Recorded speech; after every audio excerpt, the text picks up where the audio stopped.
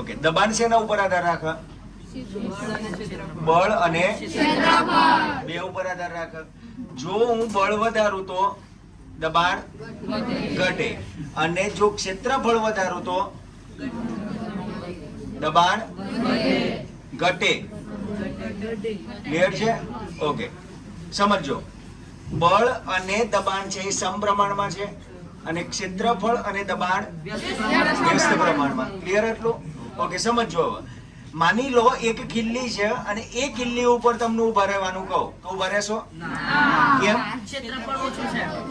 કિલ્લીનું ક્ષેત્રફળ ઓછું, અને જો કિલ્લીનું ક્ષેત્રફળ ઓછું હોય તો દબાણ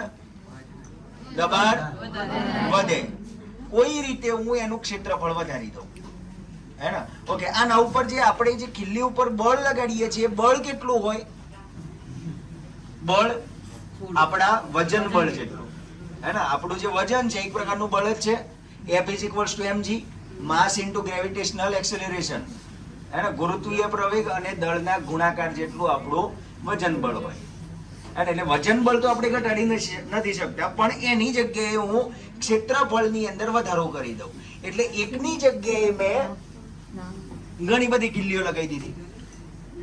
ક્લિયર? હવે આ કિલ્લીઓની અંદર જે મારું વજન બળ છે એ દરેક જગ્યાએ વેચાઈ જવાનું. ક્લિયર? એટલે આપણી જોડે સૂત્ર હતું. સૂત્ર કયું છે? P = F/A.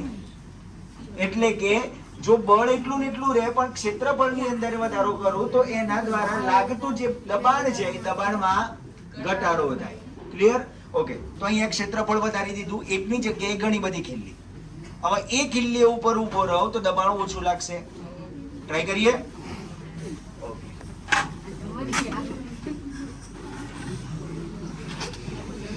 ચાલો, મારું વજન બળ અત્યારે લાગે છે, પણ ખિલ્લીઓની અંદર આ વજન બળ છે એ વેચાઈ ગયું, એને એટલે ખિલ્લી આરપાર જતી નથી. ક્લિયર છે? ચલો, કોણ ટ્રાય કરશે? બધા સાહેબ પહેલા ટ્રાય કરો તમે, પછી અમે ટ્રાય કરીએ. બૂટ કાઢી નાખો.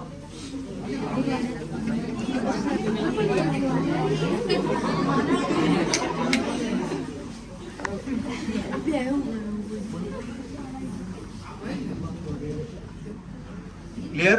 આરપાર જાય છે કિલ્લી? ક્યાં જાય છે? લોહી નીકળ્યું? તો કઈ રીતે આરપાર ગયું? Okay, ready.